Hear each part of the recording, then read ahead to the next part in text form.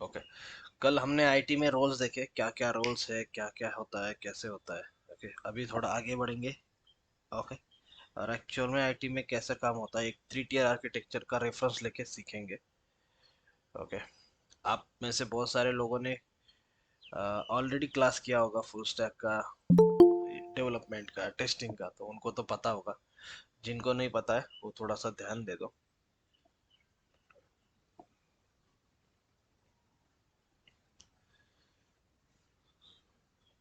Okay, तो सबसे पहले है ये हमारा, मान लो AWS का cloud.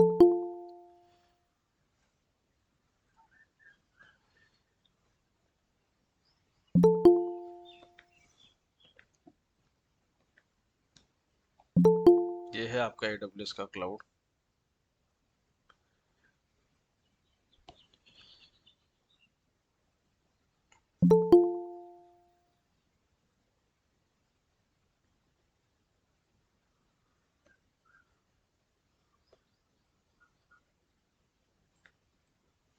Okay, this is one first tier, this is second tier, and this is third tier.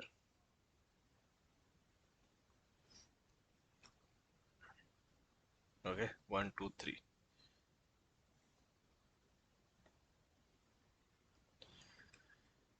Front end,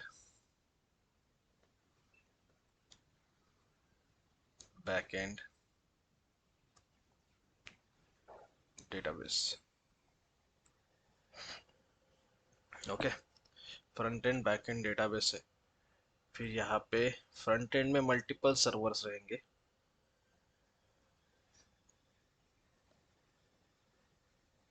इसके बारे में तुम्हें इंटर में कोई क्वेश्चन पूछ सकता है। डजेंट मैटर कि आप टेस्टिंग के हो, टीओस के, या किसी भी फील्ड के हो। तो ये है फ्रंट एंड, और फ्रंट एंड में इतने सारे सर्वर्स है।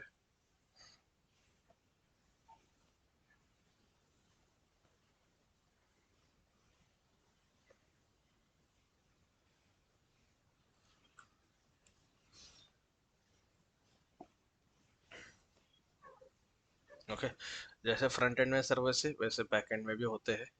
ओके।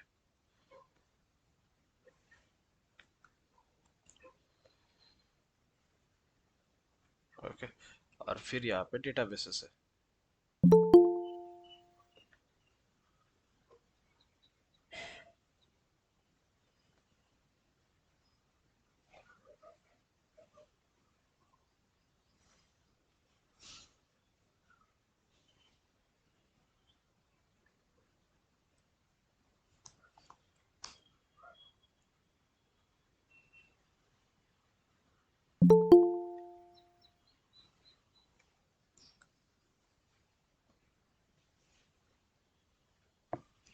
ओके, यहाँ पे यूजर्स है।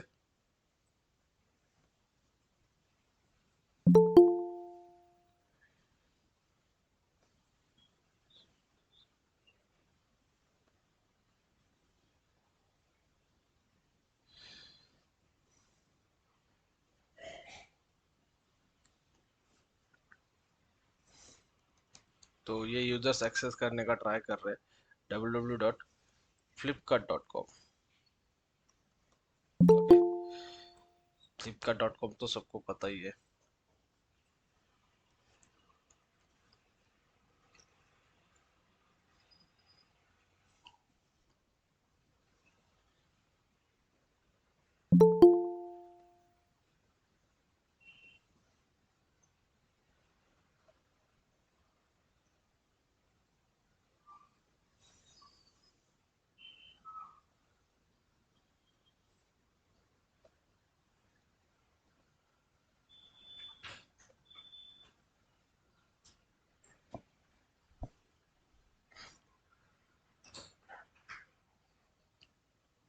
ओके, ये है रिक्वेस्ट।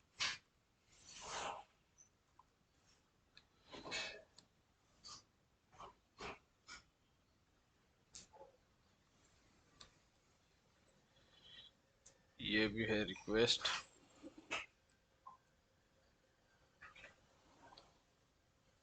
ये है रिक्वेस्ट का response.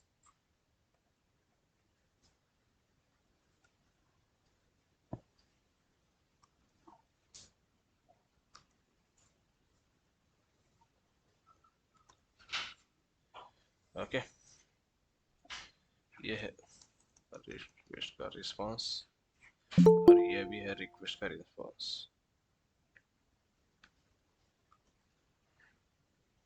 Right, databases front end back and. Okay, इसका नाम है फ्रंट एंड, इसका नाम है बैक एंड। मैं फुल फॉर्म भी लिखता हूँ अभी के लिए, क्योंकि तुम्हारे लिए नया है, बाद में फ्रंट पे फील लिखूंगा। रहने दो। Okay, front end, back and, database, and this is your AWS cloud. Okay, तो यहाँ पे कुछ इंजीनियर्स काम करते हैं। ओके, हर एक लेयर में या हर एक टीयर में, ये इसको बोलते हैं 3 टीयर आर्किटेक्चर। ओके, क्या बोलते हैं इसको? 3 टीयर आर्किटेक्चर।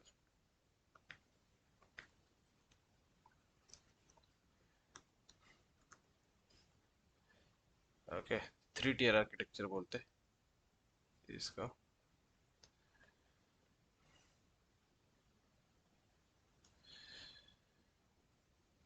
तो इसमें कुछ इंजीनियर्स काम करते हैं हर एक टीयर्स पे। ये फ्रंट एंड पे कुछ इंजीनियर्स काम करते हैं, बैक एंड पे कुछ इंजीनियर्स काम करते हैं, और डेटाबेस में कुछ इंजीनियर्स काम करते हैं। तो उनका नाम हम समझ लेते हैं, कौन कौन काम करते हैं, कैसे काम करते हैं। तो पहले है फ्रंट एंड डेवलपर।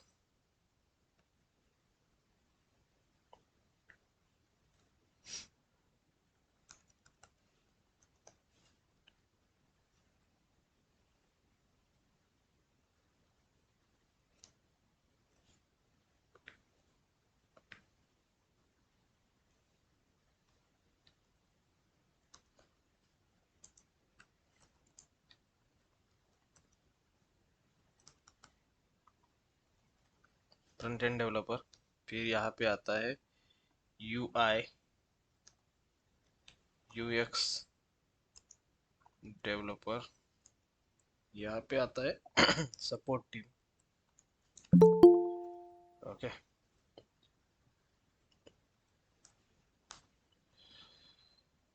फिर यहाँ पे भी कुछ डेवलपर्स काम करते हैं।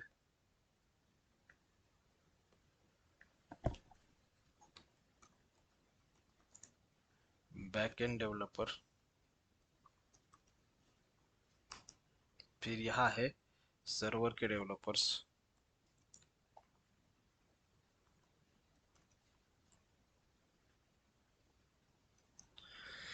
And again support team. Okay, और लास्ट में है DBA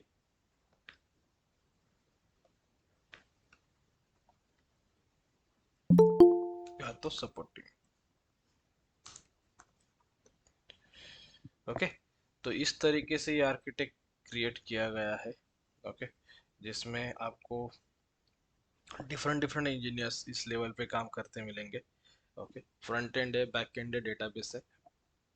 इसको 3 टीयर्स क्यों बोलते हैं या 3 टीयर आर्किटेक्चर क्यों बोलते हैं? उसका सिंपल रीजन है, ये फ्रंट एंड है एक tier, back end another tier, and database another tier. Okay, अलग अलग लेयर्स में काम होता है।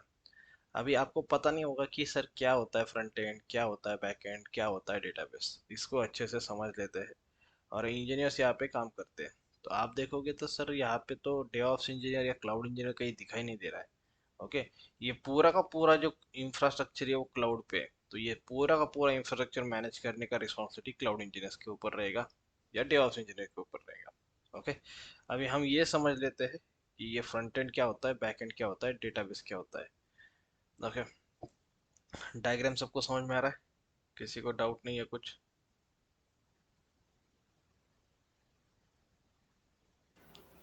No sir. ओके, चलेगा, आगे बढ़ते हैं फिर।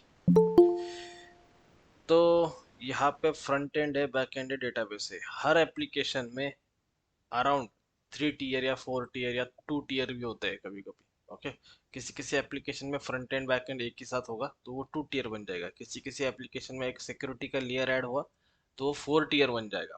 ओके, तो इस तरीके से ये 3 टीयर आर्किटेक्चर है। तो अभी समझ लेते हैं हम कैसे वर्क करता है, क्या होता है ये 3 टीयर आर्किटेक्चर। तो अभी मैं एक वेबसाइट ओपन कर रहा हूँ, flipkart.com। ओके, सबके सामने ये वेबसाइट ओपन है जिसका नाम है flipkart.com। जो हमें यहाँ पे दिख रहा है ना, top offers, mobile, electronics, TV, fashion, beauty, okay, mobile, फिर यहाँ पे लैपटॉप, हर एक चीज यहाँ पे दिख रही है हमें। ओके, तो इसको क्या बोलते हैं? इसको बोलते हैं फ्रंट एंड, जिस पे तुम क्लिक कर रहे हो। देखो, इस पे तुम क्लिक कर रहे हो, तो this is your front end. Okay, ये आपका फ्रंट एंड है। समझ में आ रहा है सबको? ये क्या है? ये है आपका front end.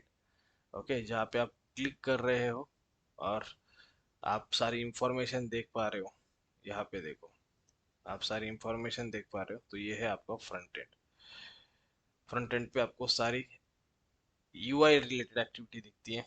Okay, front end के बारे में किसी को डाउट है, किसी का क्वेश्चन है तो पूछो।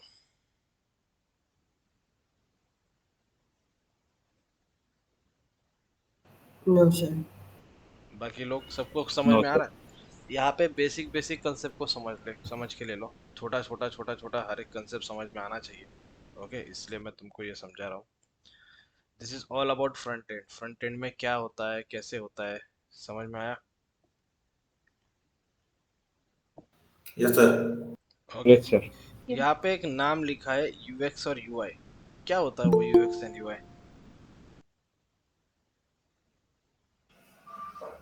Sir, UI means user interface.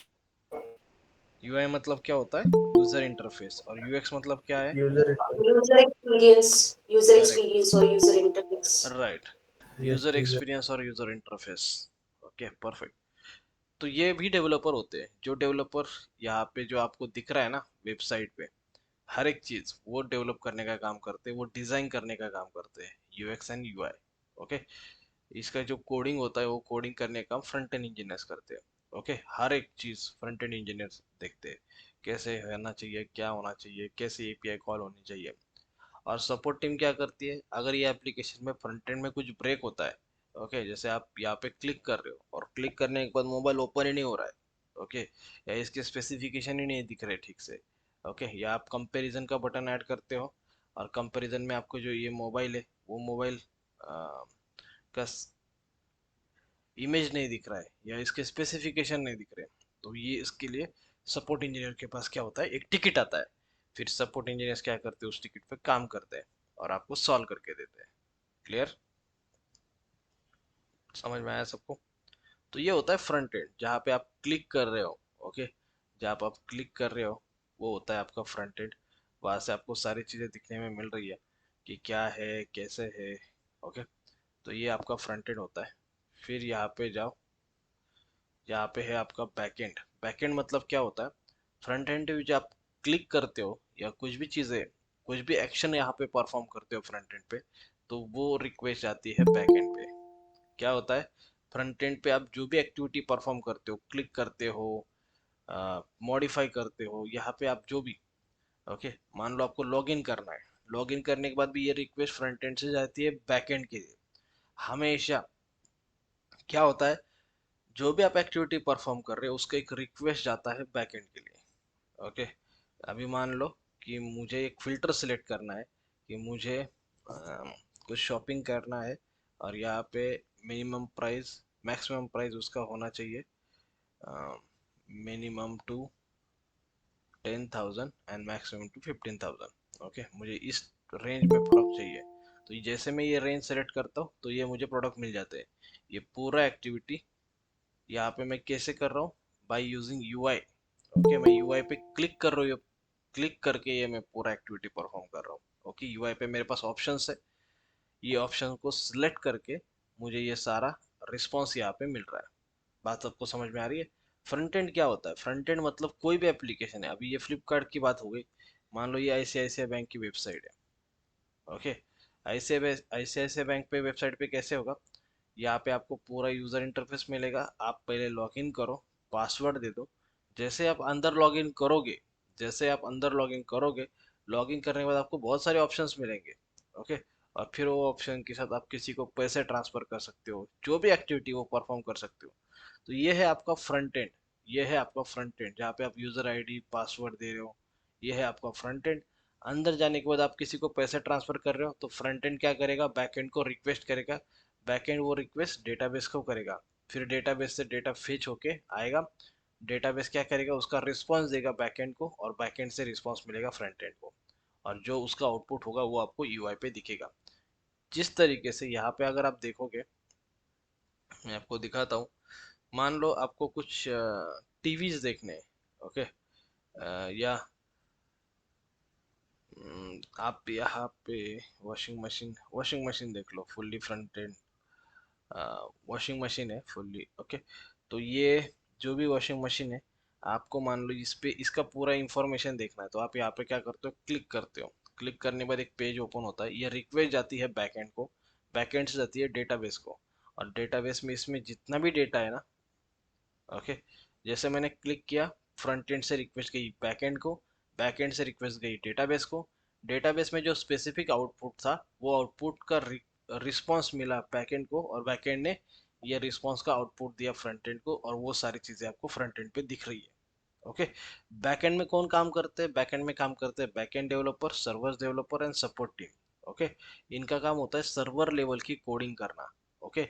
ये क्या करते हैं, जो भी बैकएंड सेलेक्ट करता है, ओके, जो भी बैकएंड से रिक्वेस्ट आती है, वो ये रिक्वेस्ट का स्पेसिफिक आउटपुट डेटाबेस से फेच करने का काम करते हैं, ओके। मान लो तुम्हारे पास हंड्रेड्स ऑफ मोबाइल है यूआई पे अवेलेबल, लेकिन तुमने क्या सिलेक्ट किया, मुझे आईफोन वाला कैटेगरी सेलेक्ट करना है, तो आपने जैसे आईफोन में क्लिक किया, जैसे आपने आईफोन पे क्लिक किया, आईफोन पे क्लिक करने के बाद यहाँ से डेटाबेस से जितने भी आईफोन है, वही आईफोन आपको यहाँ पे मिलेंगे, वही आईफोन मिलेंगे, ओके। नहीं तो आपने आईफोन पे क्लिक किया तो कभी एमआई के फ़ोन नहीं चूज होंगे, आईफोन के ही चूज होंगे। डेटाबेस से जो भी जितने भी आईफोन के प्रोडक्ट्स थे, उसका लिस्ट आपको बैकएंड में मिल जाएगा, और वो शो हो जाएगा फ्रंट एंड में। बैकएंड में कौन काम करता है, backend developer, server developer and support team. और डेटाबेस में कौन काम करता है, डेटाबेस में काम करते हैं dBA, database administrator and support team, okay. ये जो भी आप एक्टिविटी कर रहे हो, मान लो आप लॉगिन क्रिएट कर रहे हो, यहाँ पे आते हो, एक लॉगिन क्रिएट करते हो, आप अपना ईमेल आईडी देते हो, मोबाइल नंबर देते हो, एक पासवर्ड सेट करते हो, ओके। ये जो भी लॉगिन करते हो, वो लॉगिन के डिटेल्स सारे डेटाबेस में स्टोर हो जाते हैं। कहाँ पे, डेटाबेस में, क्योंकि जब नेक्स्ट टाइम तुम लॉगिन करोगे, उसका वेरिफिकेशन वैलिडेशन होने के लिए यहाँ से रिक्वेस्ट जाएगी फ्रंट एंड से बैकएंड के लिए, बैकएंड से डेटाबेस के लिए, डेटाबेस में चेक किया जाएगा authentication, user name, password, credentials सही है कि नहीं। जब सब कुछ सही हो जाएगा तो रिस्पॉन्स में आपको लॉगिन करने का परमिशन मिलेगा, फिर आप लॉगिन कर पाओगे, और फिर you can perform any activity, okay. जैसे आप आपके प्रोफाइल में लॉगिन होते हैं, यू कैन सी आपने लास्ट टाइम क्या ऑर्डर किया था, या कोई ऑर्डर किया है तो उसका पेमेंट किया है कि नहीं है, या आप ऑर्डर कब तक आपको डिलीवर होगा, आप उसको भी ट्रैक कर सकते हो, ओके। किसी को डाउट है back and, front end and database में तो पूछिए।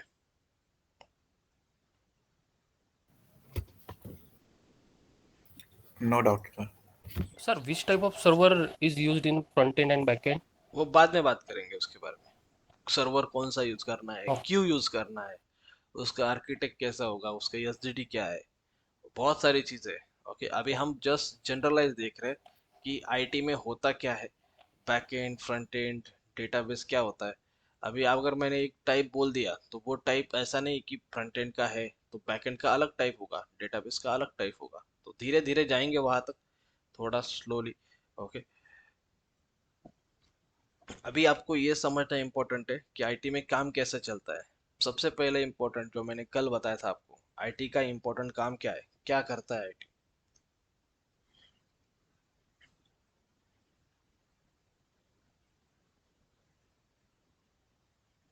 Keep the website working. हाँ, आईटी का एक इम्पोर्टेंट काम है कि आपका वेबसाइट अप एंड रनिंग, आपका वेबसाइट होने दो, एप्लीकेशन होने दो, ओके, जो भी है, ओके, जो भी है, आपका एप्लीकेशन, वेबसाइट, वो हमेशा अप एंड रनिंग होना चाहिए। ये काम होता है आईटी का, ओके। समझ में आया सबको, हमेशा जो आपका वेबसाइट है वो अप एंड रनिंग होना चाहिए, ओके।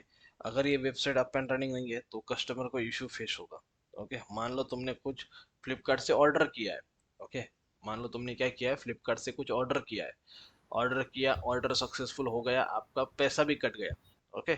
कटने के बाद वो वेबसाइट लोड ही हो रहा है, लोड ही हो रहा है, या वेबसाइट ही अभी अवेलेबल नहीं है, तो आपको क्या लगेगा, अरे मैं थोड़ी देर के बाद ट्राई करता हूँ, कोई प्रॉब्लम होगा सर्वर के ऊपर या वेबसाइट के ऊपर, तो आप थोड़ा रुकोगे।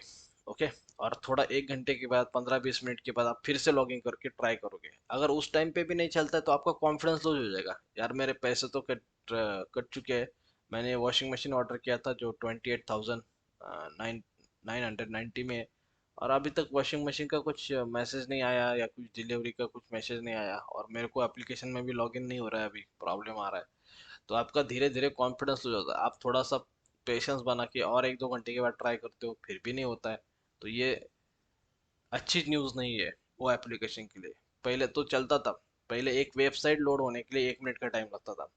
जब आप 2013 की 12 की बात कर रहे हो ना, एक वेबसाइट लोड होने के लिए 1 मिनट का टाइम लगता था। ओके, 1 मिनट हमारे पास पेशेंस थे, अभी हमारे पास बिल्कुल पेशेंस नहीं है, पेशेंस नहीं है।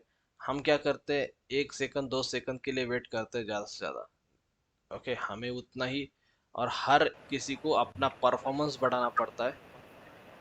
म्यूट करो, किसी का अनम्यूट हुआ है।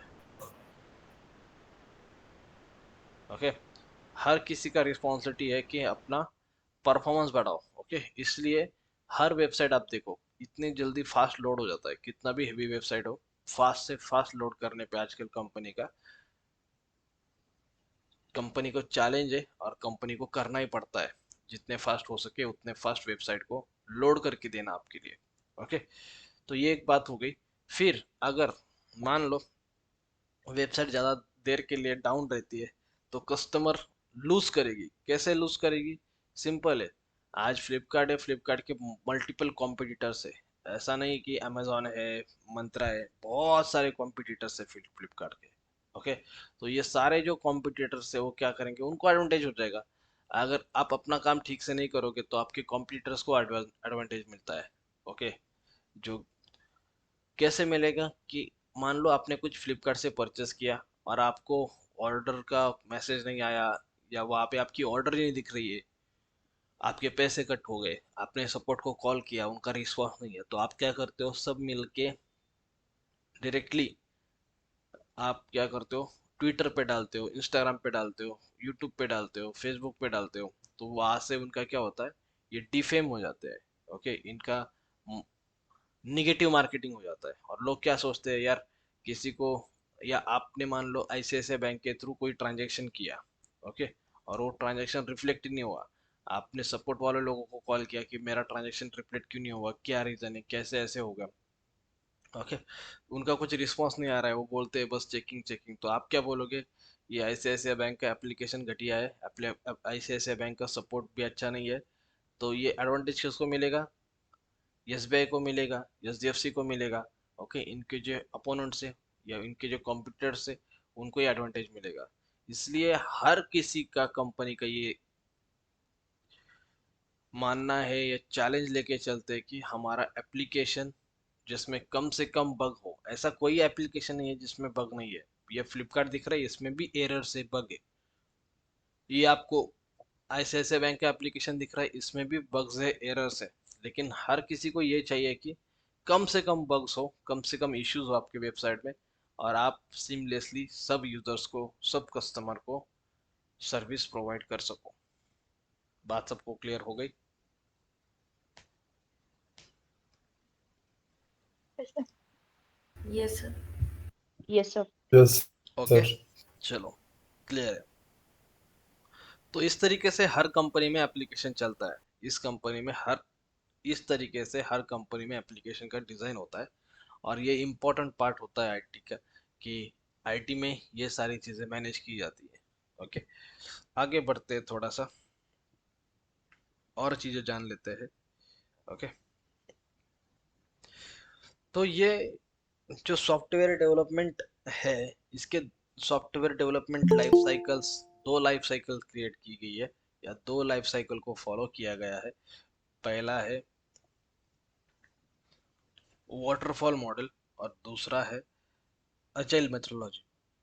आप में से बहुत सारे लोगों ने ऑलरेडी जो क्लास किया है उसमें ये 2 वाटरफॉल मॉडल और अजाइल मेथोडोलॉजी को यूज किया होगा, या उन्होंने आपको सिखाया भी होगा कैसे काम होता है, क्या काम होता है। हम फिर से उसको रिपीट करेंगे क्योंकि बहुत सारे लोगों को नहीं पता होगा। Okay, right. तो ये जो सॉफ्टवेयर है वो डेवलप करने के दो तरीके हैं, या दो मेथोडोलॉजी है, या दो टाइप से हम ये बोल सकते हैं। ओके, जो भी सॉफ्टवेयर डेवलप हो रहा है ना, वो सॉफ्टवेयर डेवलप करने के कुछ टाइप्स है। ओके, कुछ हमें प्रोटोकॉल्स फॉलो करने पड़ते हैं। तो वो प्रोटोकॉल कैसा है, क्या है, वो अपन देखते हैं। ओके, चलो। तो सबसे पहला वाला है waterfall model.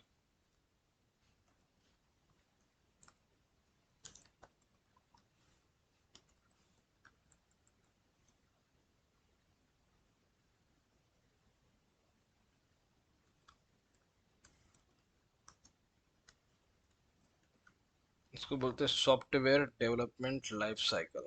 Okay, software development life cycle में सबसे पहला टाइप है आपका वाटरफॉल मॉडल। ओके, आप ऐसा बोल सकते हो, सॉफ्टवेयर डेवलपमेंट लाइफ साइकिल में पहला वाला पार्ट है वाटरफॉल मॉडल, और दूसरा वाला है अजाइल। ओके, तो अजाइल मॉडल या अजाइल मेथोडोलॉजी बोलो।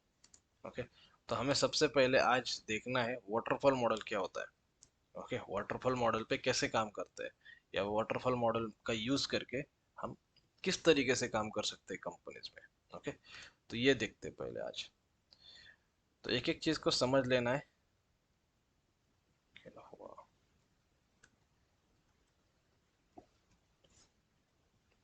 छोड़ दो।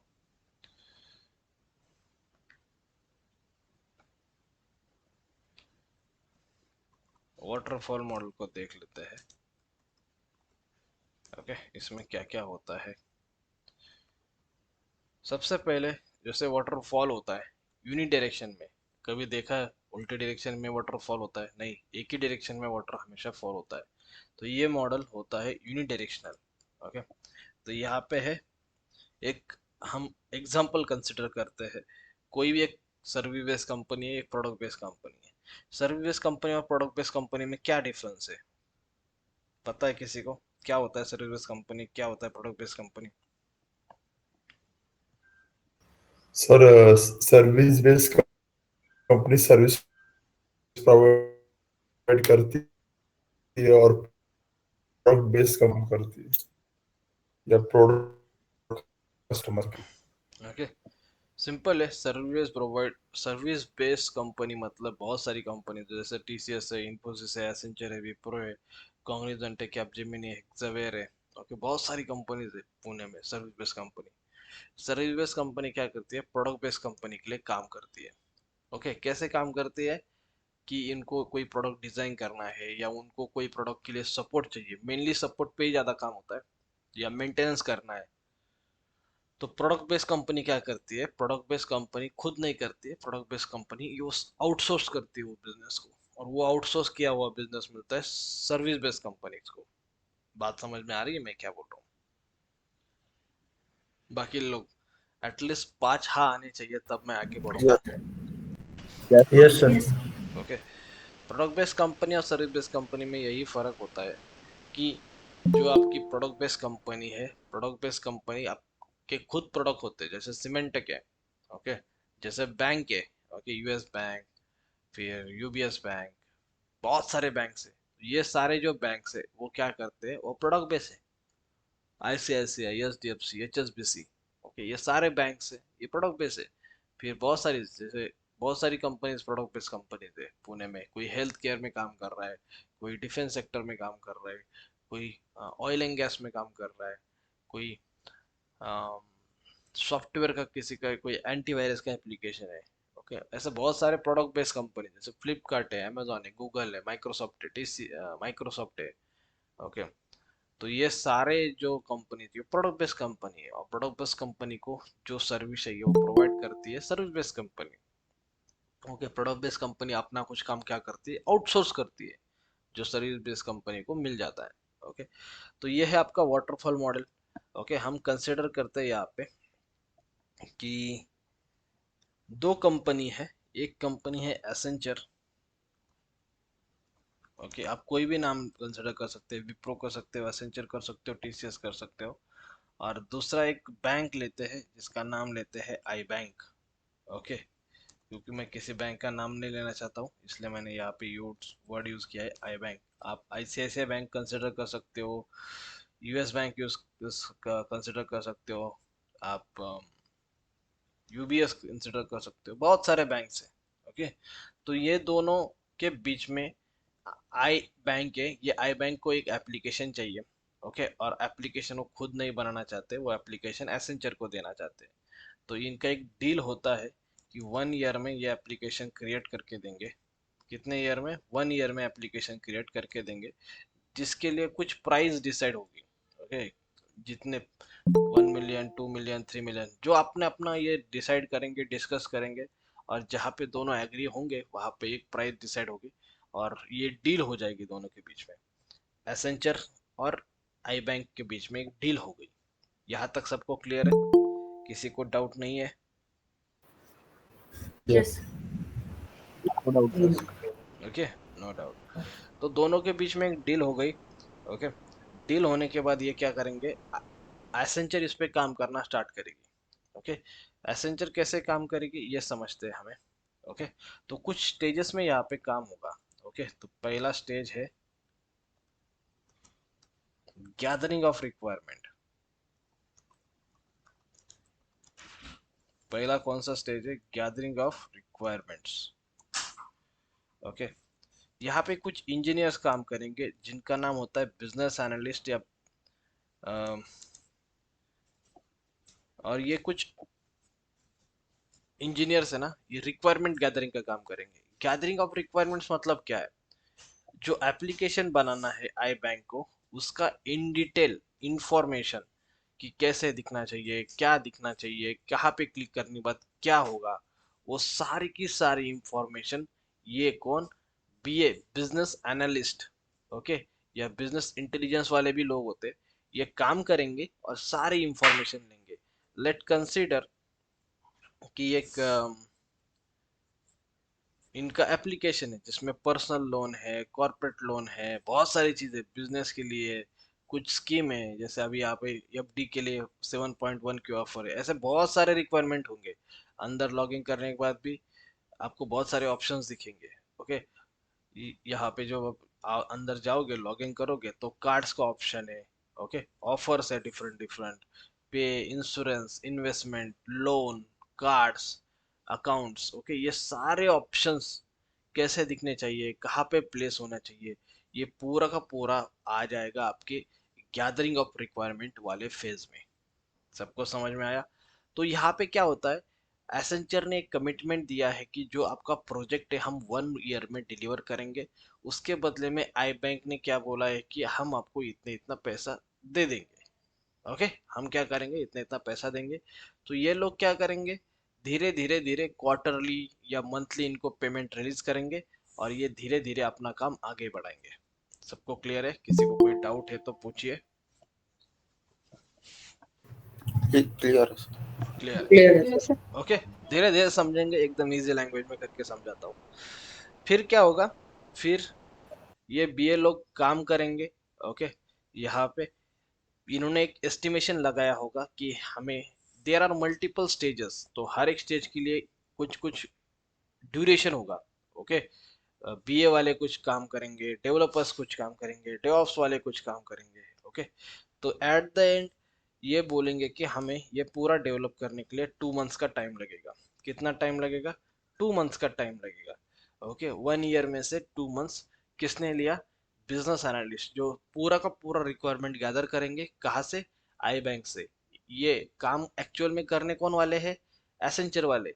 तो ये बीए लोग किसके हैं? एसेंचर के ही है। एसेंचर के लोग इनके साथ काम करेंगे, पूरा का पूरा रिक्वायरमेंट समझ लेंगे और समझने के बाद यहाँ पे काम स्टार्ट करेंगे। ओके, समझ में आया? पहला स्टेज होगा आपका गैदरिंग ऑफ रिक्वायरमेंट। दूसरा स्टेज है आपका डिजाइन। ओके, डिजाइन, यहाँ पे आर्किटेक्ट लोग हैं, यहाँ पे आर्किटेक्ट लोग हैं, ये भी कुछ टाइम लेंगे।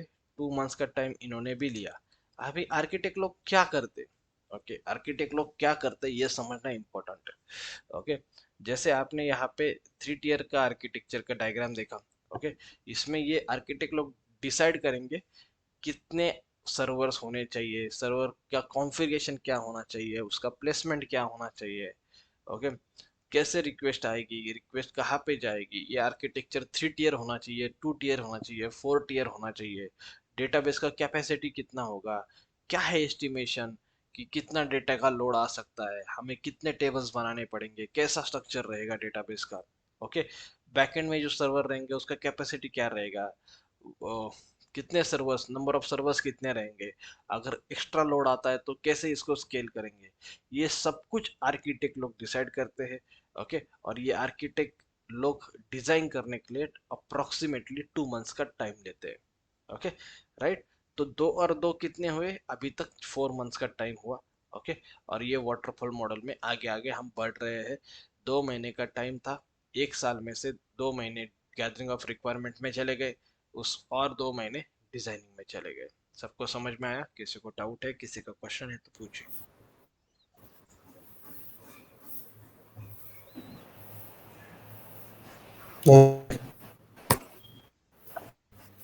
आवाज क्लियर है? ओके, एक एक स्टेप को क्लियर करना है, एक एक स्टेप को समझ लेना है, कैसे कैसे काम होता है, क्या क्या काम होता है, ओके। चलो आगे बढ़ते हैं फिर। ये हो गया हमारा डिजाइनिंग की बात। फिर 3rd नंबर का ऑप्शन है हमारे पास इम्प्लीमेंटेशन। क्या है?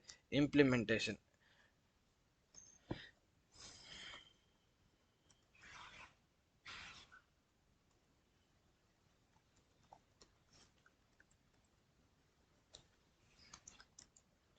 इम्प्लीमेंटेशन में 5 मंथ्स का टाइम लगेगा,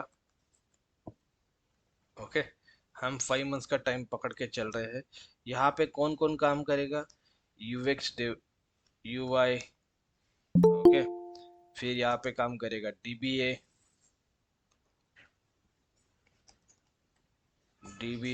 यहाँ पे काम करेंगे डेवऑप्स वाले, क्लाउड वाले, बैकएंड डेवलपर्स,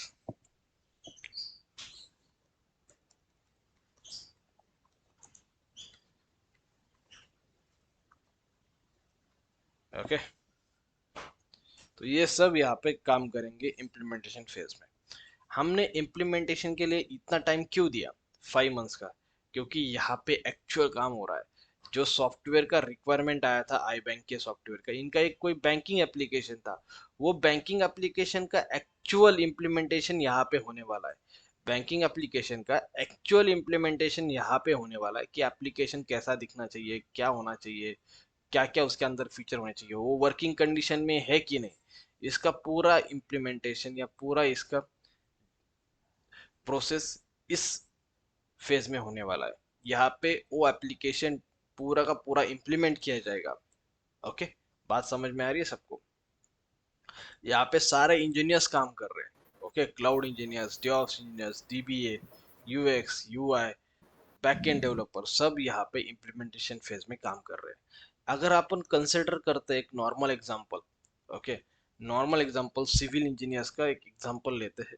आपने देखा होगा, आप पुणे में रहते हो या किसी भी सिटी में रहते हो, ओके, तो वहाँ पे बिल्डिंग्स होती है, बिल्डिंग्स देखा है किसी ने?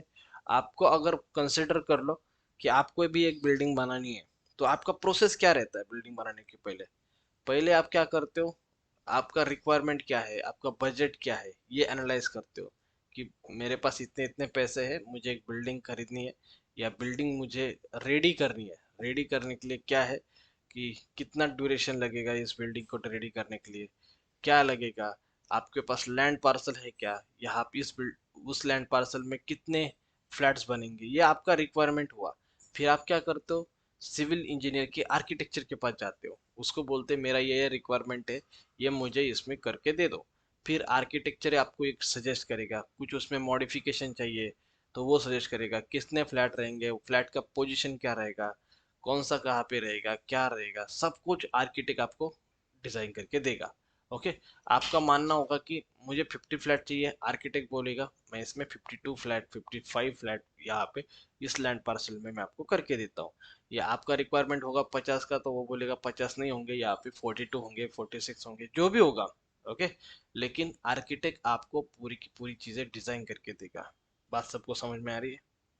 किसी को डाउट है? No, sir. No, sir. Right. और फिर क्या करेंगे, जो आपके नो सर। वर्कर लोग से, वो वर्कर लोग जो इंजीनियर्स लोग है, वर्कर लोग इंजीनियर्स, वो आएंगे और पूरा का पूरा आपका बिल्डिंग डिजाइन इम्प्लीमेंट करेंगे। तो आपको पता है गैदरिंग ऑफ रिक्वायरमेंट, डिजाइनिंग, और सबसे ज्यादा टाइम लगने वाला है आपका इम्प्लीमेंटेशन में।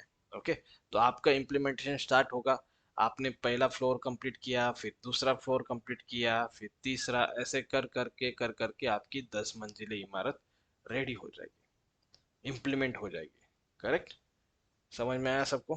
किसी को यहाँ पे प्रॉब्लम है? यस। नो। ओके। फिर है, इम्प्लीमेंट होने के बाद होता है वेरिफिकेशन। वेरिफिकेशन सबसे इम्पोर्टेंट है। ओके। वेरिफिकेशन इम्पोर्टेंट है क्योंकि आपने इम्प्लीमेंट कर दिया, चलो अच्छा है। ओके। डेवलपर को तो लग रहा है कि एप्लीकेशन सब कुछ सही चल रहा है, अभी कोई प्रॉब्लम नहीं है, सब कुछ बढ़िया है। आपको उसके बाद करना होता है वेरिफिकेशन। वेरिफिकेशन मतलब क्या? आप क्या करते हो, एप्लीकेशन को ठीक से वेरीफाई करते हो, सब कुछ फंक्शनलिटी सही चल रही है कि नहीं चल रही है। अगर मैं एक्स अमाउंट एक पर्सन को सेंड कर रहा हूँ, तो वो अमाउंट उसी पर्सन को जा रही क्या? अगर मैं एफडी बनाने के लिए वहां पे जाता हूँ एप्लीकेशन में, तो मुझे सारे वहां पे ऑप्शन दिखाई दे रहे क्या? ओके। या मुझे कार्ड्स के ऑप्शन में कौन से कार्ड दिखाई दे रहे हैं? ओके। डेबिट कार्ड दिखाई दे रहा है, क्रेडिट कार्ड दिखाई दे रहा है। ओके। फास्टैग कार्ड दिखाई दे रहा है। लोन के ऑप्शन में कौन से ऑप्शन है? पर्सनल लोन का ऑप्शन है, होम लोन का ऑप्शन है, कार लोन का ऑप्शन है, एजुकेशन लोन का ऑप्शन है, अदर ऑप्शन है। ओके। तो क्या क्या ऑप्शन दिख रहे हैं? इन्वेस्टमेंट के लिए जाता हो तो इन्वेस्टमेंट के लिए क्या क्या है? एफडी है, आरडी है, या म्यूचुअल फंड है, स्टॉक्स है, डायरेक्टली क्या क्या ऑप्शन है। ओके। तो ये सब यहाँ पे आपको दिखाई देंगे। बात सबको क्लियर है? किसी को कोई डाउट है? ओके। तो ये आपको सब वेरीफाई करना पड़ेगा। तो यहाँ पे मेनली कौन सी टीम काम करती है वेरिफिकेशन का? Testing team. ओके। तो टेस्टिंग टीम ये सारी चीजें वेरीफाई करेगी। ओके। और इसके लिए भी कुछ टाइम लेगा। वो 2 मंथ्स का टाइम लिया उन्होंने, मान लो। ओके। 2 मंथ्स का टाइम लिया वेरीफाई करने के लिए। ये बग निकालेंगे, वो बग को डेवलपर सॉल्व करेंगे, और इस तरीके से एप्लीकेशन को वेरीफाई किया जाएगा। तो यहाँ पे, यहाँ से स्टार्ट हुआ था गैदरिंग ऑफ रिक्वायरमेंट से, वहाँ पे 2 मंथ्स का टाइम लगा। फिर डिजाइन पे आए, वहाँ पे भी 2 मंथ्स का टाइम लगा। इम्प्लीमेंटेशन पे आए, वहाँ पे 5 मंथ्स का टाइम लगा। वेरिफिकेशन पे आए, वहाँ पे भी 2 मंथ्स का टाइम लगा। ऐसे धीरे धीरे करके हम आगे जाएंगे। ओके। और यहाँ पे लास्ट में क्या आएगा? मेंटेनेंस।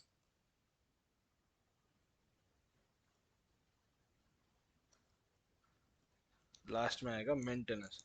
तो इसका पूरा का पूरा मेंटेनेंस भी करना पड़ेगा। और मेंटेनेंस करने के लिए सपोर्ट इंजीनियर्स रहेंगे, जो 1 मंथ में मेंटेनेंस करके देंगे। आप बोलोगे सर 1 मंथ में क्या मेंटेनेंस है? एप्लीकेशन को आई बैंक के पास हैंड ओवर किया जाएगा, और इसमें जो भी इशू आई बैंक बोलेगा कि ये थोड़ा थोड़ा है, इसको थोड़ा ठीक करो, या कोई प्रॉब्लम आ रहा है, कोई फंक्शनलिटी ठीक से नहीं चल रही है, तो इसको मेंटेन करने का मेंटेनेंस के सपोर्ट इंजीनियर्स करेंगे। ओके। तो ये यूनिडायरेक्शनल है। ओके। जैसे अपन बिल्डिंग का एग्जांपल देखा था, पहले तुमने रिक्वायरमेंट गैदर की, तुमने एक लैंड पार्सल खरीदा, फिर तुमने आर्किटेक्ट के पास गए, आर्किटेक्ट ने बोला ऐसा ऐसा रहेगा, फिर आपने जो मिस्त्री लोग हैं, जो वर्कर लोग हैं, उन्होंने ये क्या किया, इम्प्लीमेंट कर दिया, आपका बिल्डिंग रेडी कर दिया। फिर टेस्ट वेरिफिकेशन, वेरिफिकेशन आप खुद ने किया कि चलो सब कुछ फंक्शनलिटी चल रही है क्या, हर एक फ्लैट में पानी आ रहा है क्या, हर एक फ्लैट में बिजली आ रही है क्या, फ्लैट का जैसा स्ट्रक्चर था वैसे बना है क्या, कोई प्रॉब्लम तो नहीं है ना। ये आपने वेरीफाई किया। और फिर मेंटेन करना पड़ेगा, जैसे कोई भी बिल्डर सोसाइटी हैंड ओवर करता है तो कुछ दिनों के लिए खुद मेंटेन करता है। इस तरीके से आपने 1 मंथ का आपने मेंटेन करके दे दिया उनको। ओके।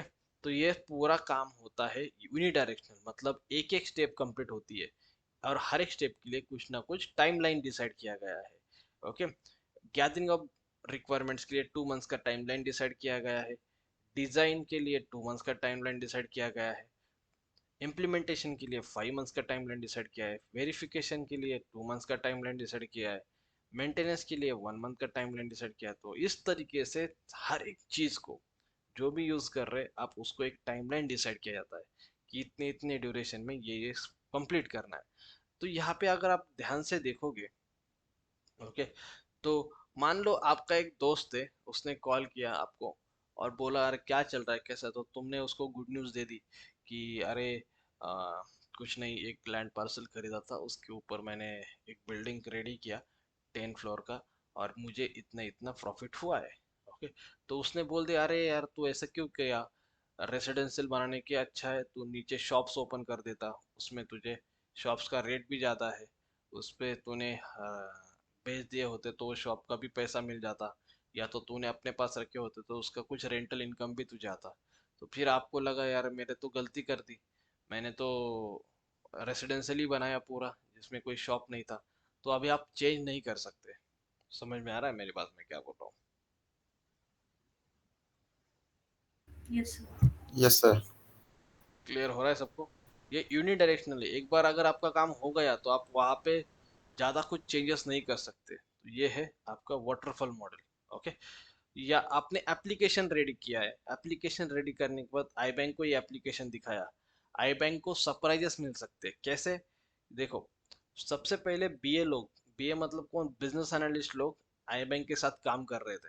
ओके, जब वो काम कर रहे थे तो देखो, अभी मैं तुमको 100% चीजें सिखाता हूँ या समझाता हूँ, 100% तो होता नहीं है, कभी कभी हम 80% समझते हैं चीज़ों को, कभी कभी 70% समझते हैं, कभी कभी 90% समझते हैं, कभी कभी 60% भी समझते हैं, ऐसा तो होता है। करेक्ट?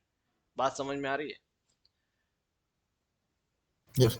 Okay, Yes, sir. फिर आगे जाके तुमने और किसी को समझाया तो जो तुमने 80% सिखाया था उसमें से भी तुम अभी 80% ही दूसरे को समझा पाओगे, फिर वो उसमें से 60% समझेगा।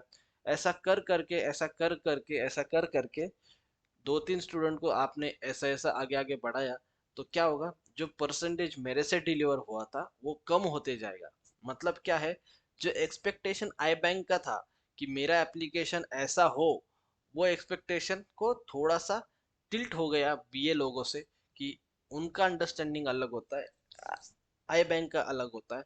फिर वो थोड़ा सा एक्सपेक्टेशन या वो थोड़ा सा डिजाइन में चेंजेस हो गया आर्किटेक्ट लोगों के पास से, फिर इम्प्लीमेंट करते टाइम थोड़ा सा और चेंज हो गया।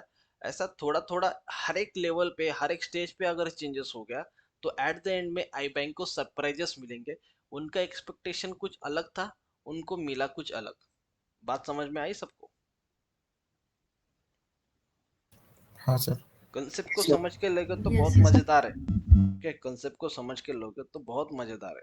हर एक चीज को, हर एक कंसेप्ट को अच्छे से समझ के ले लो। ओके, एट द एंड क्या हो रहा है वाटरफॉल मॉडल से, कि आपका जो क्लाइंट है, ये आपकी कंपनी है और ये आपका क्लाइंट है। तो आपका क्लाइंट हर एक लेवल पे इन्वॉल्वमेंट नहीं है उसका, वो क्या कर रहा है, गैदरिंग ऑफ रिक्वायरमेंट में उसका इन्वॉल्वमेंट है और एट द एंड उसको प्रोडक्ट हैंड ओवर हो रहा है। ओके, अगर प्रोडक्ट हैंड ओवर होते होते थोड़े से मॉडिफिकेशन तो होंगे, आफ्टर ऑल क्या है, हर कोई इंजीनियर है, हर कोई जॉब कर रहा है।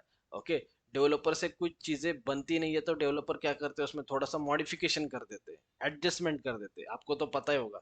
ओके, हम क्या करते हैं, थोड़ा सा एडजस्ट करते हैं, जुगाड़ करते हैं, जुगाड़ बोलते हैं उसको।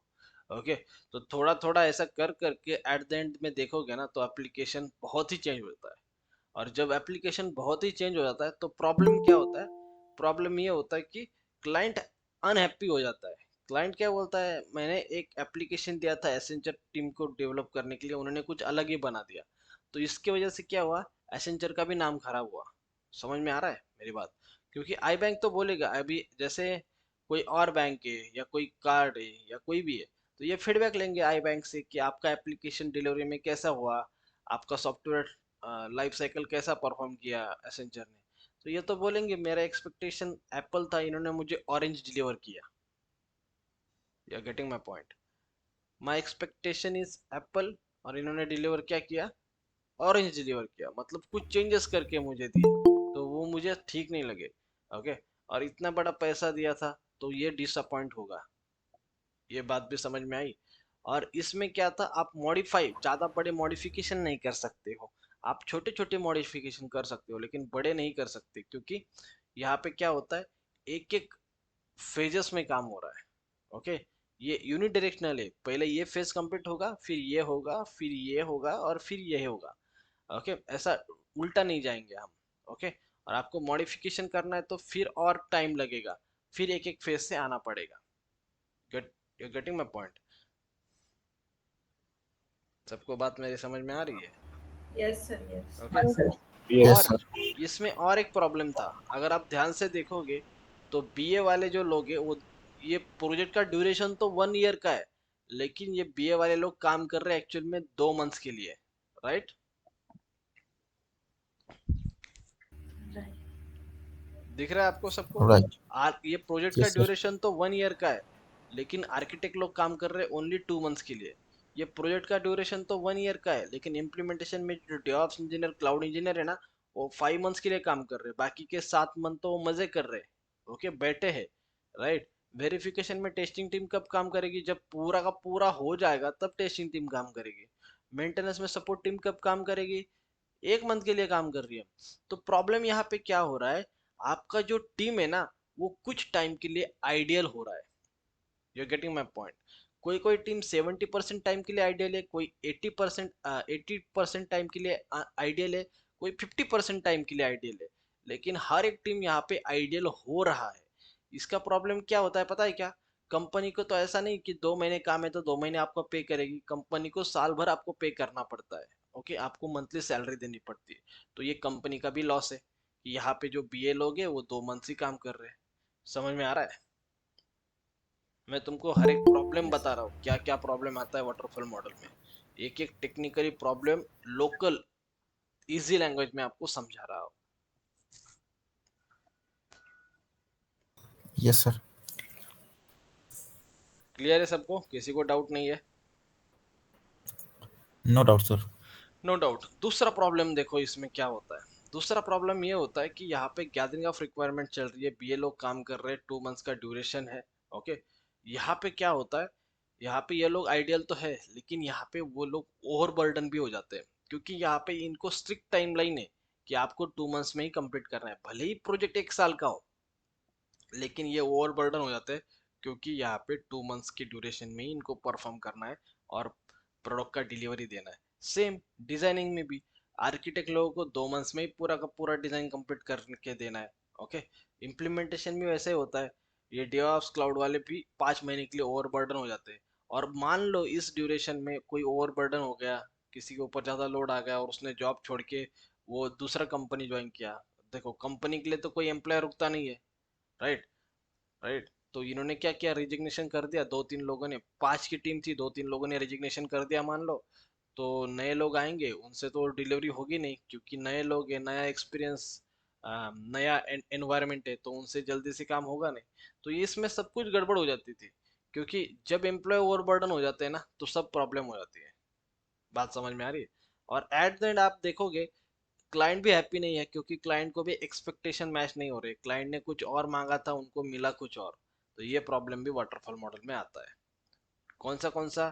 कुछ टाइम के लिए आपकी टीम आइडियल बैठ रही है, कुछ टाइम के लिए आपकी टीम ओवरबर्डन हो रही है। Okay, right? ये इसमें आप ज़्यादा मॉडिफिकेशन नहीं कर सकते हो, ये यूनिडायरेक्शनल फ्लो है। दूसरा चीज़, क्लाइंट का इन्वॉल्वमेंट भी यहाँ पे नहीं है। क्लाइंट यहाँ पे ज़्यादातर आपके पास रिक्वायरमेंट में चेंज नहीं कर सकता। एक बार इसने रिक्वायरमेंट दिया तो डायरेक्टली आउटपुट के लिए 1 साल के बाद ही आएगा, देखेगा, तो इसको भी सरप्राइजेस मिलेंगे। ये भी शौक रहेगा कि ये तो मेरा एक्सपेक्टेशन था ही नहीं। ओके, तो इस तरीके से अगर आप काम करते हो वाटरफॉल मॉडल में, सॉफ्टवेयर डेवलपमेंट लाइफ साइकिल में या किसी भी सॉफ्टवेयर कंपनी में, तो थोड़े से यहाँ पे प्रॉब्लम आते थे। पहले वाटरफॉल मॉडल ही चलता था, लेकिन इसमें कुछ चेंजेस किए गए जो सबके लिए विन विन सिचुएशन रहे। एसेंचर के लिए भी विन सिचुएशन रहे।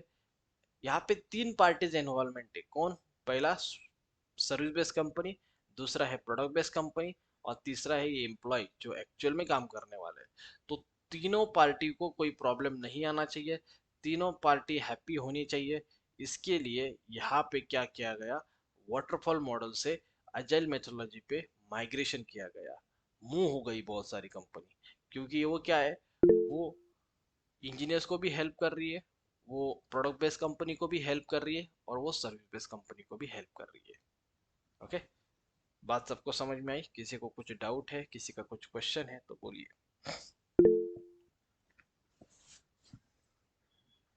सर बोलिए ना।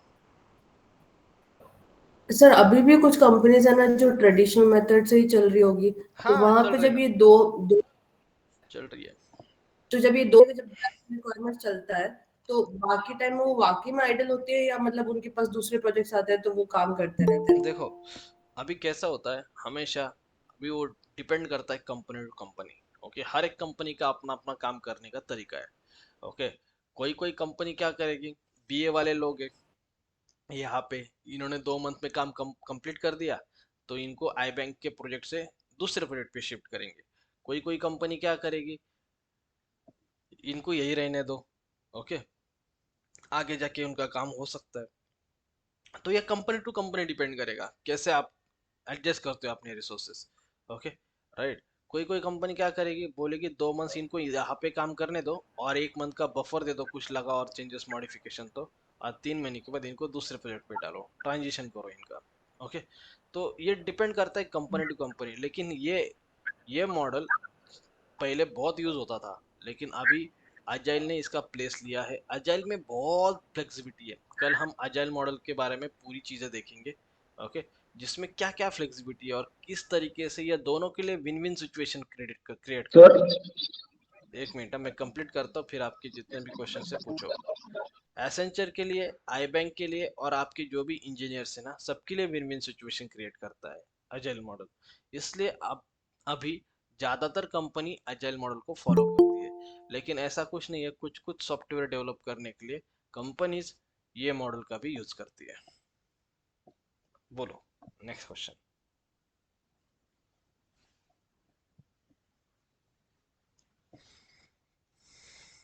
हेलो, आवाज आ रही है सबको? हेलो हाँ बोले। Yes, sir. Hello sir. बोले ना। सर हाँ सर, तो अगर सपोज आई बैंक है सर, सो हम्म, वो मतलब प्रोजेक्ट कैसे असाइन कर, मतलब जैसे कि वो चूज करते हैं कि अभी प्रोजेक्ट लेने के लिए तो बहुत सारी कंपनियां रहती है जैसे Accenture, Capgemini, right Cognizant, right? Right. तो अच्छा वो क्वेश्चन है। डिसाइड कैसे करती है कि एसेंचर को ही देना है या चलो, किसी को ही देना है? काम करेक्ट क्वेश्चन है। काम तो अच्छा, सभी करेंगे। अच्छा क्वेश्चन है। ओके, इसके लिए क्या पैरामीटर्स होते हैं ये बताता हूँ। सबसे पहले एसेंचर का मार्केट में रेपुटेशन क्या है। ओके, अभी काम तो सब करेंगे ऐसा हमें लगता है, लेकिन कुछ कुछ कंपनियां चालाक भी होती है। ओके, क्या करती है, क्लाइंट से पैसा उठाती है और उनको कैसे भी प्रोडक्ट डिलीवर करती है। जिनको लॉन्ग टर्म का विजन नहीं है, जिनको कुछ लेना देना नहीं है, जिनको अभी टेम्पररी पैसे कमा के लेना है, वो कंपनी कभी कभी प्रोडक्ट को डिलीवर भी नहीं करती, क्योंकि आई बैंक को क्या करना पड़ता है, कुछ अमाउंट इनको पहले देना पड़ता है। मुझे ऐसे भी कंपनी पता है जो क्लाइंट का रिक्वायरमेंट सेटिस्फेक्शन देता ही नहीं है, मुझे पता है ऐसी कंपनी। वो क्या करती है, इनका जो भी रहेगा ना, ये पहले 50% पैसा ले लिया, कुछ तो प्रोडक्ट डिजाइन करके उनको दे दिया, या जो पुराना फ्रेमवर्क था उनके पास थोड़ा सा मॉडिफाई करके दे दिया। ऐसे भी मार्केट में कुछ कंपनी है। तो आई बैंक इनको प्रोजेक्ट देगी, इसका बेस्ट ये है कि आपके पास कितने इंजीनियर्स अवेलेबल है। पहला पैरामीटर, ये प्रोजेक्ट मैनेज करने के लिए बेंच सिस्टम, पता है आपको कंपनी में बेंच सिस्टम होता है। बेंच सिस्टम होता है मतलब क्या, कोई भी कंपनी के पास प्रोजेक्ट मिलेगा तो ये आई बैंक देखेगी आपके पास कितने एम्प्लॉयज अवेलेबल है उस प्रोजेक्ट करने के लिए। ओके, 700 एम्प्लॉयज है, 500 है, 400 है, 300 है। वो उसमें से एम्प्लॉय की कैटेगरी क्या है, आपने देखा होगा, मैं अंदर की बात बोलता हूँ, किसी को बोलता नहीं, आप भी किसी को मत बोलना। ये कंपनी होती है ना, ये कंपनी क्या करती है पता है कि आपका 2 साल का एक्सपीरियंस है ना, तो उसको 5 साल का एक्सपीरियंस बना देती है। आपको नहीं पता होगा। ओके, आपने इंजीनियरिंग कंप्लीट किया ना, इंजीनियरिंग कंप्लीट करने के बाद आपका प्लेसमेंट हो गया ना, तो कंपनीज आपके 1 साल के एक्सपीरियंस को 5 साल में कन्वर्ट करके इनको दिखा देती है। ये इनके पास एक टीम भी होती है, वो रिज्यूमे मॉडिफाई करती है आपके, और आपके रिज्यूमे यहाँ पे भेजे जाते हैं। बात सबको समझ में आ रही है मैं क्या बोल रहा yes sir. Sir. Yes, sir. हूँ? Okay, yes yes sir. ऐसा सर। होता है कंपनीज में, आपका एक्सपीरियंस बढ़ाया जाता है ताकि इनको बिलिंग ज़्यादा मिल सके। ओके, क्योंकि एक्सपीरियंस वाइज बिलिंग होता है। अगर आपका एक्सपीरियंस 2 साल का है तो उसका बिल का जो रेट है पर आवर का वो कम होता है। आपको पता है, जो आई बैंक है, यूएस बैंक है, डॉइशे बैंक है या आईएनजी बैंक है, ये इनको यूरोज में डॉलर्स में पे करते हैं। जो भी उनके कैंडिडेट्स रहेंगे या एम्प्लॉयज रहेंगे उनको पर आवर $120 पर आवर, $100, $80, $90 इस तरीके का पेमेंट होता है। मतलब एसेंचर को मंथली आप जो काम कर रहे हो उसके लिए 4 से 5 लाख रुपए मिलते हैं। मेरी बात समझ में आ रही है तुमको? तुम बोलते हो सर कुछ भी बोलते होंगे, जब तुम कंपनी में जाओगे तो आपको सारी चीजें पता चल जाएगी। 4 से 5 लाख रुपए एसेंचर को मिलते, आपको 1 लाख रुपए की सैलरी मिलती है, 12 लाख का पैकेज मिलता है, आप बहुत ज़्यादा खुश हो जाते हो। लेकिन आप जो काम कर रहे हो उसका ऑलमोस्ट 3 से 4 या कभी कभी 5 गुना भी एसेंचर को मिलता है, और कभी कभी 10 से 15 गुना भी मिलता है। अगर कोई फ्रेशर हायर करता है कंपनी तो आपको 3 लाख का सैलरी मिलता है, और आई बैंक से वही आपका 3 से 4 लाख पर मंथ लिया जाता है। तो 10 से 15 गुना भी कभी कभी आपसे पैसा या इस आई बैंक से पैसा लिया जाता है। आपको 3 लाख का 25,000 रुपीज पर मंथ आपको मिल जाता है। बात सबको समझ में आ रही है? दूसरा एडवांटेजेस, यहाँ पे बिड करने के लिए बिडिंग होता है। ओके, एसेंचर है, टीसीएस है, विप्रो है, सब है। ये भी आई बैंक ये भी देखते हैं कि इनके पास कितने सर्टिफाइड कैंडिडेट्स है। एडब्ल्यूएस का सर्टिफाइड, टेराफॉर्म के सर्टिफाइड, कुबरनेटिस सर्टिफाइड कैंडिडेट्स कितने हैं। इसलिए जो एमएनसी है वो सर्टिफाइड कैंडिडेट को ज़्यादा प्रेफरेंस देती है, क्योंकि उनको क्या मिलने वाला है, क्लाइंट से बिजनेस मिलने वाला है उसके ऊपर। तो ये भी एक क्राइटेरिया डिसाइड किया जाता है। बिडिंग होती है, आपका रिपुटेशन चेक किया जाता है, प्लस आपने कितने प्रोजेक्ट डिलीवर किए हैं, टाइम पे डिलीवर किए, क्या क्वालिटी के साथ डिलीवर किए हैं, और आपके पास ये प्रोजेक्ट इम्प्लीमेंट करने के लिए कितने रिसोर्सेस अभी अवेलेबल है। करेक्ट?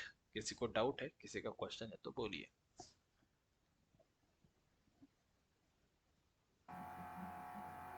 सर तो सर क्लाइंट साइड में भी ऐसे टेक्नीशियन होते हैं ना, होंगे ना, जैसे कि मतलब क्लाइंट साइड हाँ में भी सो ये ये जो ये है ना आई बैंक, इसके पास भी टेक्नीशियन लोग होते हैं। लेकिन क्या है, ये प्रोजेक्ट चलने वाला है 2 साल, तो ये ऐसा नहीं करते कि खुद ही एम्प्लॉय हायर करो, खुद ही सब काम करो। इनको ये पता है कि मेरा बिजनेस क्या है, मेरा बैंकिंग का बिजनेस है, मेरा आईटी का बिजनेस नहीं है। You're getting my point. My business is to do the banking. My business is not to manage the IT infrastructure and not to manage the IT employees. ये अपने पास fix IT employees रखेंगे। मान लो इनका requirement 10,000 employees का है, तो ये 1200, 1300, 1500 या 2,000 एम्प्लॉय अपने खुद के रखेंगे, और बाकी सब एसेंचर से, टीसीएस से, इन्फोसिस से काम करवा के लेंगे। क्यों? रीजन क्या है, जब रिसेशन आएगा, जब कोई प्रॉब्लम होगी बड़ी, तो मैं अपने एम्प्लॉय नहीं निकालूंगा, मैं इनके एम्प्लॉय को निकाल दूंगा। You are getting my point? Yes आपको मैं पूरा चीजें अंदर तक का बता रहा हूँ, कैसे होता है, क्या होता है, आपको पता होना चाहिए। अभी क्या तो आई बैंक क्या करेगा, एसेंचर के जो मान लो 300 लोग काम कर रहे हैं, तो यहाँ पे एसेंचर को बोलेंगे अभी ये पूरा प्रोजेक्ट है ना 200 लोगों में मैनेज करो। तो एसेंचर को क्या करना पड़ेगा, 100 लोगों को इस प्रोजेक्ट में से किसी और प्रोजेक्ट में डालना पड़ेगा, या तो बेंच पे डालना पड़ेगा। जब बेंच पे जाएगा तो आपका टाइमर स्टार्ट होता है। ओके, किसी किसी ने एक्सपीरियंस किया होगा टाइमर कैसे चलता है। ओके, उस टाइमर में आपको क्या करना पड़ता है, प्रोजेक्ट ढूंढना पड़ता है। अगर आपने नहीं ढूंढा तो आपको रिजाइन देना पड़ता है। पता है ना आपको?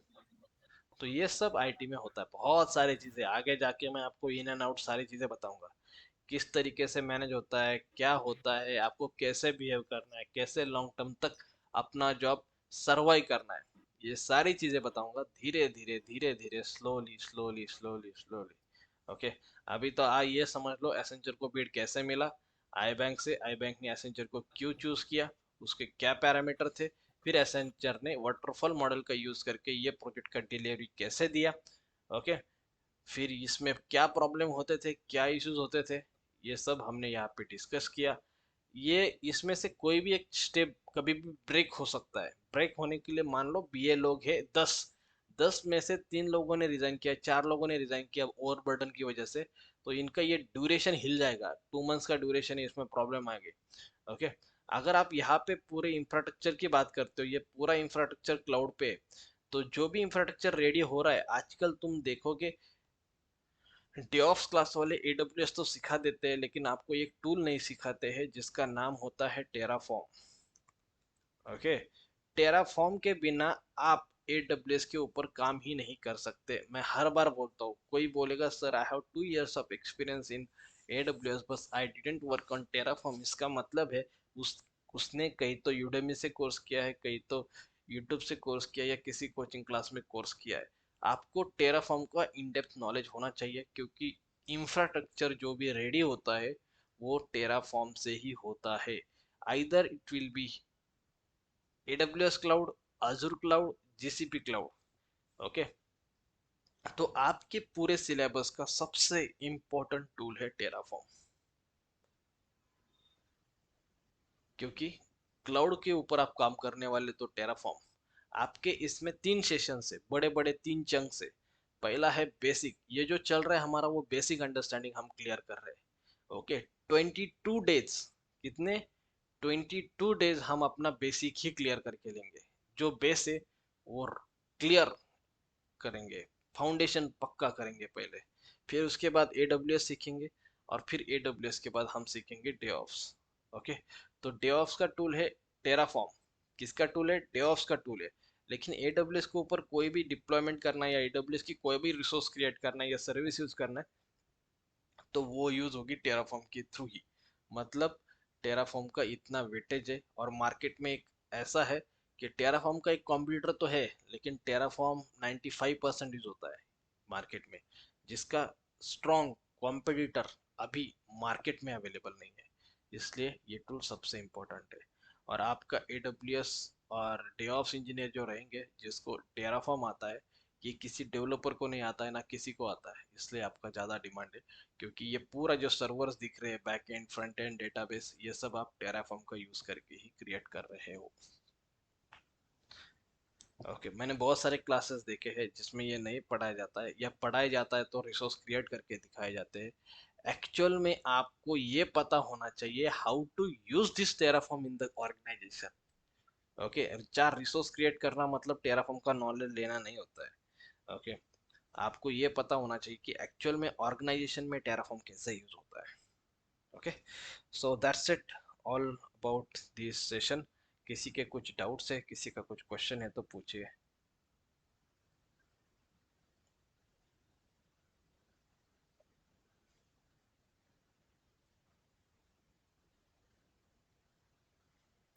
सर जैसा आपने बताया कि 22 days only we cover basics, तो उसमें लिंक भी इंक्लूड होगा? लेना से इंक्लूड करना है ना हमें। Okay. सभी क्लास कल होगा या डायरेक्ट मंडे? कल कल होगा ना, कल आपका एक लास्ट सेशन होगा फ्री वाला। Okay, okay. बाद में जो सीरियस लोग होंगे वो आगे फॉरवर्ड करेंगे, बाकी लोग अपना अपना देखेंगे जैसा भी जो भी है। ओके, अब क्लास स्टार्ट हो गया, अभी आपको डायरेक्टली दिवाली की इसमें छुट्टी मिलेगी। कल भी क्लास रहेगा, कल लास्ट का डेमो 3rd सेशन रहेगा, ओके, उसके बाद अपना स्टार्ट हो जाएगा। सेम टाइम होगा सर या सेम फिर? Time, same time. ओके।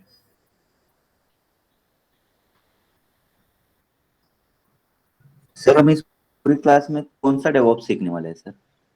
कौन सा डेवॉप्स मतलब? अजूर अजूर डेवऑप्स या एडब्ल्यूएस हम यहाँ only pay DevOps? Traditional DevOps दिखने वाले हैं, जिसका ज़्यादा मार्केट में रिक्वायरमेंट है। मैंने कोर्स इस तरीके से डिज़ाइन किया, ये कोर्स का मतलब क्या है, ये कोर्स का मोटो क्या है? इसका मोटो एकदम सिंपल है, स्ट्रेट फॉरवर्ड है।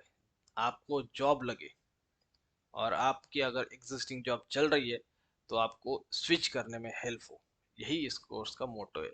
ओके, हर एक चीज़ का AWS सीखने का एक मोटो है। ओके, AWS कोई कोई क्या करेगा, AWS सीखेगा लर्निंग के लिए, कोई कोई क्या सीखेगा, DevOps सीखेगा लर्निंग के लिए। ये लर्निंग के लिए नहीं, ये जॉब के लिए है। ओके, आपको जॉब लगना चाहिए इसके लिए, इसलिए मैंने इसमें ऐसे एलिमेंट ऐड किए जो कंपनी में यूज होते हैं, जो आप इंटरव्यू में प्रेजेंट कर सको। ओके, और आपको जल्दी से जॉब लगे। ओके, या किसी का एग्जिस्टिंग जॉब चल रहा है, कोई टेस्टिंग में, फुल स्टैक में, किसी में भी है, उसको जॉब लगे, उसके लिए ये कोर्स है। कोर्स का डिजाइन उस तरीके से किया गया है। तो मार्केट में जो चल रहा है और अपना कोर्स है ना, अपने को वो मॉडिफाई करते रहना है। ओके, नहीं तो मार्केट चल रहा है आगे, हम चल रहे पीछे, ऐसा नहीं होना चाहिए। मार्केट में क्या चल रहा है अभी? AWS क्लाउड है। मार्केट में क्या चल रहा है? ट्रेडिशनल डेवऑप्स है। मार्केट में क्या चल रहा है? अज़ूर डेवऑप्स है। तो ये तीनों को कॉम्बिनेशन करके ये कोर्स क्रिएट किया गया है, ताकि जो भी आपको डेवऑप्स की ओपनिंग दिखे आप उसको अप्लाई कर सके और आपको तुरंत जॉब मिल सके। कल मेरे एक स्टूडेंट का माइक्रोसॉफ्ट में इंटरव्यू हुआ है। ओके, मैं आपको चाहे तो चार्ट भी दिखाता हूँ। तो इस तरीके से कोर्स डिजाइन किया है कि आपको ज़्यादा से ज़्यादा अपॉर्चुनिटी मिले। ओके, जॉब करने की या एग्जिस्टिंग जॉब को स्विच करने की अपॉर्चुनिटी मिले।